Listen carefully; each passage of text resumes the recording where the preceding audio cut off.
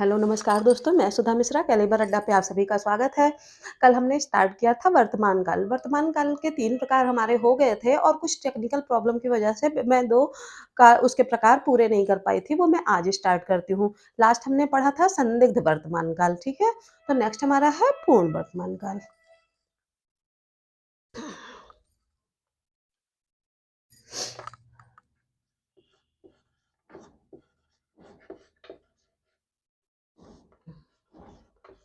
म काल का चौथा प्रकार है पूर्ण वर्तमान काल, ठीक?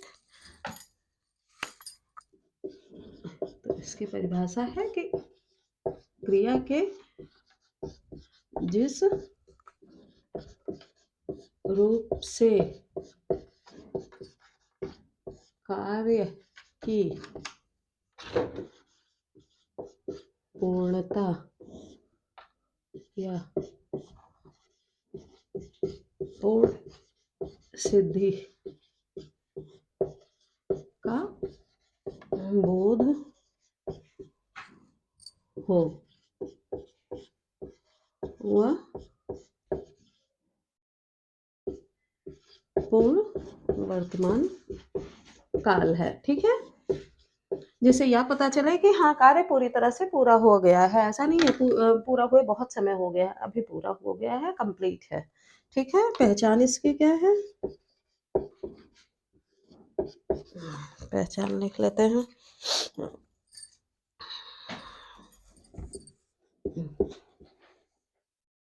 या है, ई है, ये है, या उसका नेक्स्ट जो था चुका है,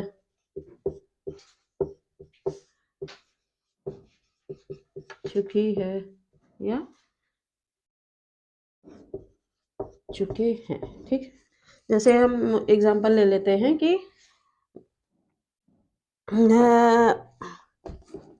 शिक्षक ने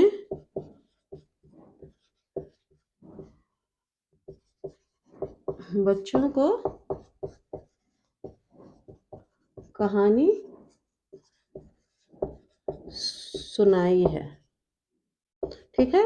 ऐसा तो है नहीं 2 साल पहले की बात हो रही है, अभी-अभी शिक्षक ने बच्चों को कहानी सुनाई है या खाना खा चुका है, ठीक है? बच्चे स्कूल से जा चुके हैं, मतलब अभी छुट्टी हुई है, अभी-अभी जा चुके हैं, ठीक है? जिससे कार्य अभी खत्म हुआ है, उसका बोध हो, तो उसे पूर्ण वर्तमान काल कहते हैं, ठीक है?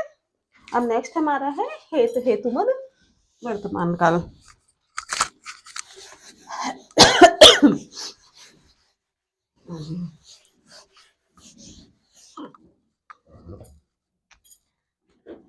पाँचवा हमारा है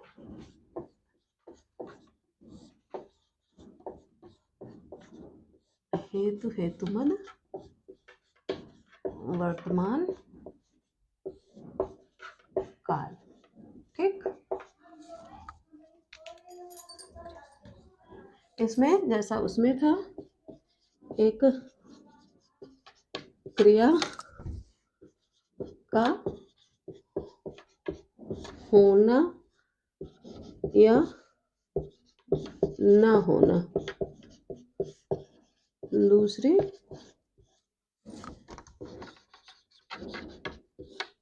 क्रिया पर निर्भर करता है, ठीक है?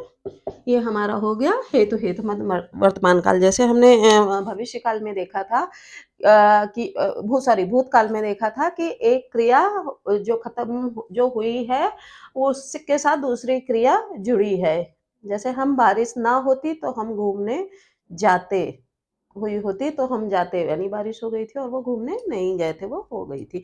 वैसे ही इसका उदाहरण अगर हम देखें, तो इसका उदाहरण आएगा कि ये देख, इसमें जो इसका जो पहचान चिन्ह है, पहले पहचान चिन्ह बता देती हूँ। पहचान, 2 क्रियाएँ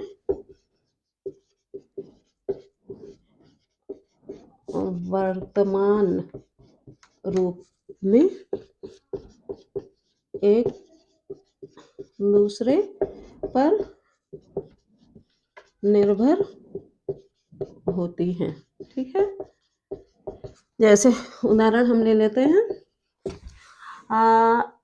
अगर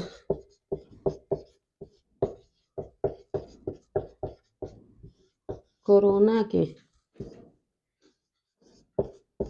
केस खत्म होते हैं तो खत्म क्या या कम होते हैं तो लॉकडाउन खुलता है। ठीक है, अगर कोरोना के केसेस नहीं खत्म होते हैं, सब वर्तमान की बात हो रही है, वर्तमान में अगर केस कम हो जाते हैं तो लॉकडाउन खुल जाएगा, अगर नहीं कम होंगे तो नहीं खुलेगा। दोनों बात एक दूसरे पर निर्भर है। ठीक है, क्योंकि लॉकडाउन नहीं खुलेगा, लगा क्यों है? कोरोना की वजह से लगा है। कोरोना के केस कम होते हैं तो लॉकडाउन खुलता है। तो इस तरह से दोनों जो शब्द है, दोनों क्रियाएं एक दूसरे पर निर्भर है। तो इस तरह से हम कह सकते हैं ये हेतु हेतुमद वर्तमान काल हुआ। इस तरह से हमने वर्तमान काल के पांचों प्रकार पढ़ लिया। अब हम स्टार्ट करते हैं भविष्य काल। ठीक है,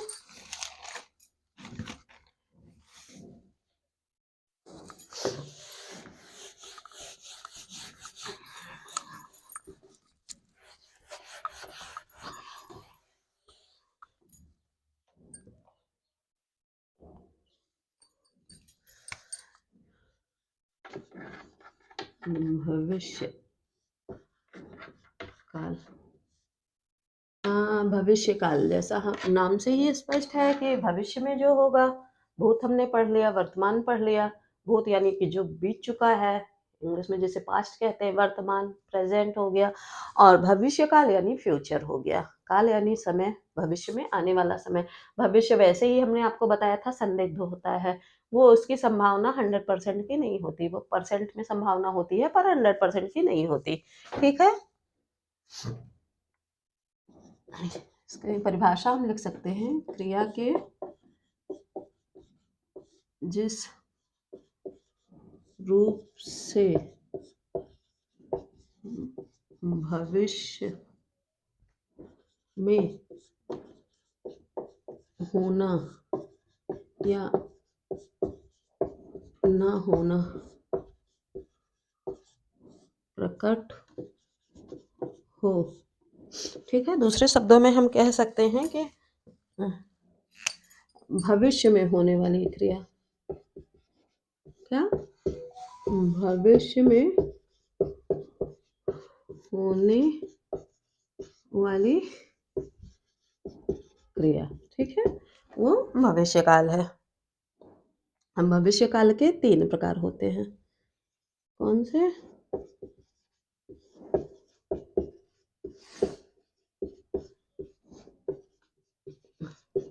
3 प्रकार। नंबर 1 है सामान्य भविष्य काल। नंबर 2 है संभाव्य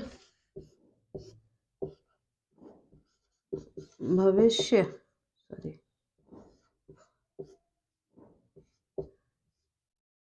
भविष्य काल। और तीसरा है हेतु मन भविष्य काल। ठीक है, ये तीनों प्रकार हैं। यानी कि क्रिया के जिस रूप से यह पता चले कि वो भविष्य में होगी या नहीं होगी, या किस समय होगी, या भविष्य काल में होने वाली क्रियाएं, ये सब भविष्य काल कहते हैं जिसे। ठीक है, अब भविष्य काल के 3 प्रकार होते हैं, सामान्य भविष्य काल, संभाव्य भविष्य काल और हेतु हेतु भविष्य काल। अब मैं तीनों को एक्सप्लेन करूंगी।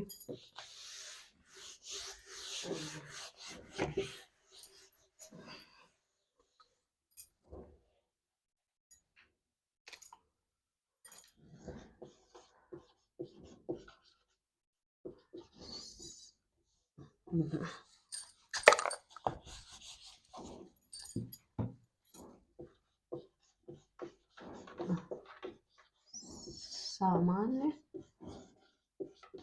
भविष्य काल। ठीक।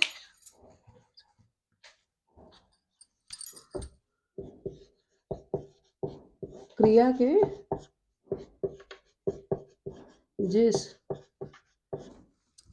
रूप से यह पता चले कि कार्य आने वाले समय में सामान्यतया होगा। ठीक है। अब हम इसके पहचान चिन्ह की बात करते हैं। पहचान गा, गी या गे है। ठीक है। अगर हम उदाहरण की बात करें तो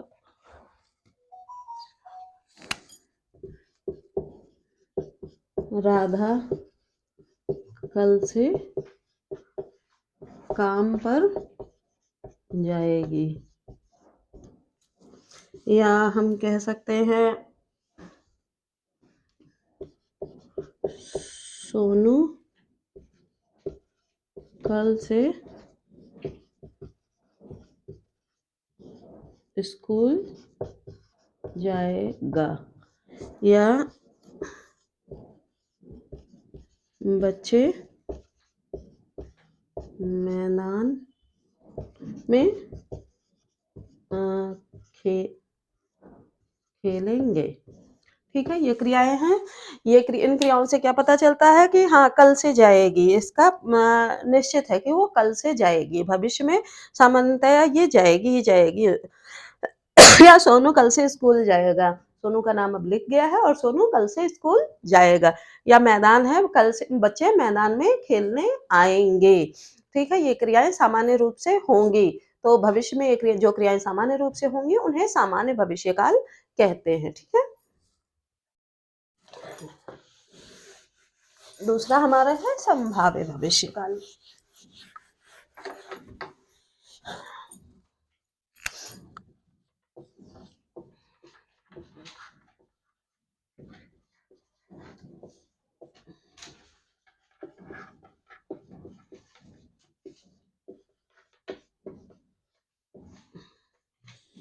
संभाव्य भविष्यकाल जैसा इसके नाम से ही प्रकट हो रहा है, हमने बताया है कि आदि परिभाषाएं तो उसके नाम में ही होती हैं। संभाव्य मतलब संभावना प्रकट हो। तो क्रिया के जिस रूप से कार्य के भविष्य में होने की संभावना प्रकट हो। ठीक है। जो ये निश्चित हो कि मतलब 100% इसमें संभाव्य है, तो 100% की श्योरिटी नहीं होती है। ये परसेंट 10 भी हो सकता है, 20 भी हो सकता है, 30 भी हो सकता है, 40 भी, 60-70 भी। तो ये संभावना जो है वो परसेंटेज में होती है, 100% नहीं होता है कि होगी ही होगी। संभावना प्रकट होती है कि होगी। जैसे इसका पहचान चिन्ह हम आपको बता देते हैं कि जैसे पहचान चिन्ह क्या है, जैसे लगता है, हो सकता है, जैसे शायद, या लगता है, या हो सकता है, इस तरह की, या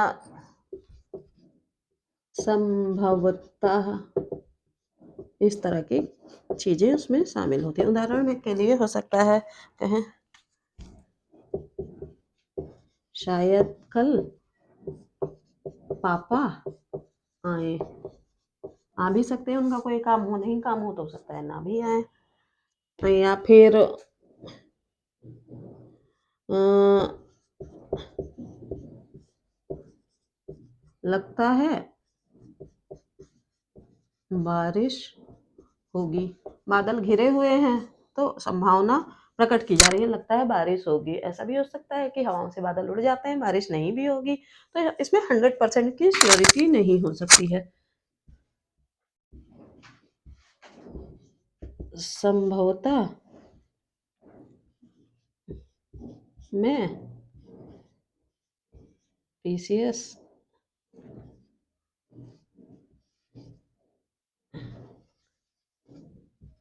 क्लियर कर लूँ। वैसा भी हो सकता है पेपर अच्छा हुआ है, मेरिट जाए तो क्लियर भी कर सकता है या नीट क्लियर कर लूँ। नहीं मेरिट उस तरह से नहीं जाती तो हो सकता है ना क्लियर हो, तो जिसमें 100% की श्योरिटी नहीं होती है। हो सकता है, लगता है, संभवतः। तो इस तरह की बातें इसमें की जाती हैं, तो ये होता है संभाव्य भविष्यकाल, ठीक है? अब नेक्स्ट हमारा आता है लास्ट हेतुमत भविष्यकाल, ठीक है?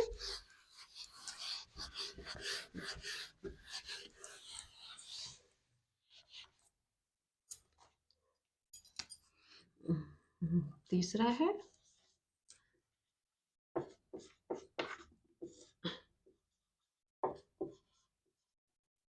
हेतुमत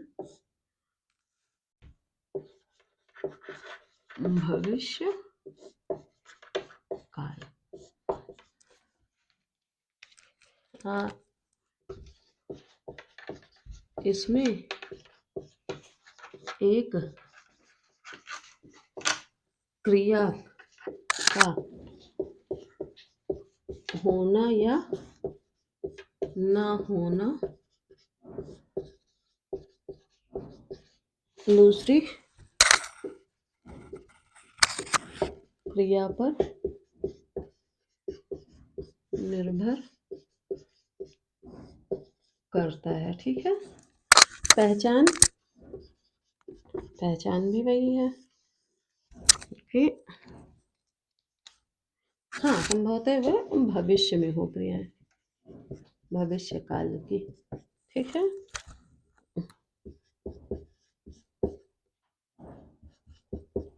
एक क्रिया दूसरे पर निर्भर, ठीक है? अगर हम उदाहरण की बात करें,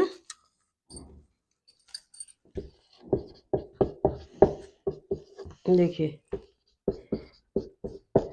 यदि तुम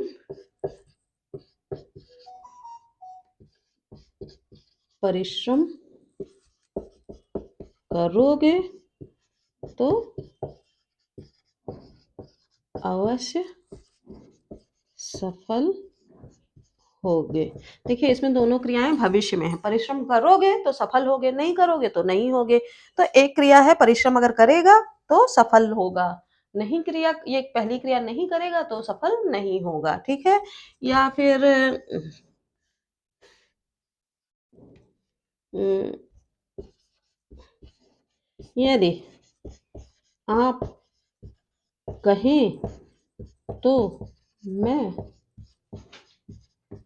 कुछ बोलूँ।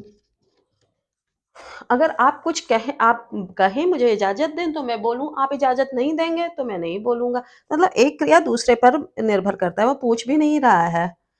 यदि आप कहेंगे तो मैं बोलूँगा या फिर आप जाएँ तो मैं बैठूँ, उस जगह पे बैठना है, किसी पर्टिकुलर जगह पे बैठना है। आप अगर चले जाएँगे तो मैं वहाँ पे बैठूँगा, नहीं जाएँगे तो मैं खड़ा रहूँगा, नहीं बैठूँगा। तो इस तरह से एक क्रिया दूसरे पर निर्भर करती है, तो वो हो जाता है हेतुमद भविष्यकाल। हेतुमद आपने देखा होगा तीनों में है, पर अंतर डेफिनिशन भी ऐसी है, पर अंतर क्या होता है अगर भूत की बात करें तो भूत में दोनों क्रियाएँ एक-दूसरे पर निर्भर होती हैं और वर्तमान काल में वर्तमान की दोनों क्रियाएँ एक-दूसरे पर निर्भर होती हैं और भविष्य की हमने बात की, तो भविष्य काल की एक क्रिया दूसरे पर निर्भर होती है, ठीक है? तो इस तरह से तीनों में आप डिफरेंस कर सकते हैं। आई होप आपको काल के तीनों पार्ट समझ में आ गए होंगे। भविष्य काल तो अभी समझाया है, और भूतकाल हमने बताया था 6 तरह के होते हैं, वर्तमान काल 5 तरह के होते हैं, और भविष्य काल 3 प्रकार के होते हैं। आई होप आप सबको ये सारे काल समझ में आ गए होंगे। अगर किसी तरह की प्रॉब्लम आती है, कुछ डाउट आता है, तो आप कमेंट सेक्शन में ज़रूर डालिएगा। हाँ, अगर आपको ये वीडियो हम मेरा पसंद आता है, तो आप लाइक, सब्सक्राइब ज़रूर करिएगा, और अपने फ्रेंड्स को भी करने को बोलिएगा, सबको शेयर करिएगा, और मुझे भी मोटिवेट करते रहिएगा। मोटिवेट करेंगे तो मैं और अच्छा प्रदर्शन कर पाऊँगी। ठीक है? तब तक के लिए धन्यवाद।